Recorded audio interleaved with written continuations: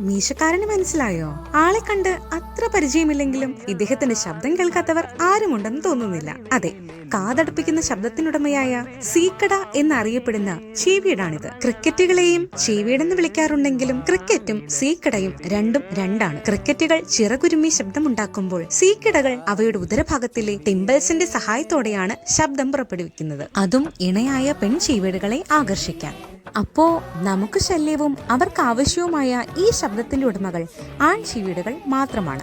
ദാ കണ്ണുകൾക്കിടയിൽ ത്രികോണാകൃതിയിൽ 3 രത്നക്കല്ലുകൾ പതിപ്പിച്ചിരിക്കുന്നത് കണ്ടോ? അവയാണ് ഓസല്ലി. പ്രകാശത്തിന്റെ വ്യതിയാനങ്ങളെ മനസ്സിലാക്കാനും പ്രകൃതിയിലെ മാറ്റങ്ങൾ അറിയാനും സഹായിക്കുന്ന ഫോട്ടോ റിസപ്റ്റർ ഓർഗനാണിത്. വീട്ടുമുറ്റത്തു നിന്നും അല്പം ക്രിട്ടിക്കൽ കണ്ടീഷനിലാണ് ആളെ നമുക്ക് കിട്ടുന്നത്. അങ്ങനെ അവസാന കുറച്ചു മിനിറ്റുകൾ എന്നോടൊപ്പം പങ്കിട്ട് ഒരു പിടച്ചിലോടെ ആള് ഈ ലോകത്തു നിന്നും യാത്ര പറഞ്ഞു.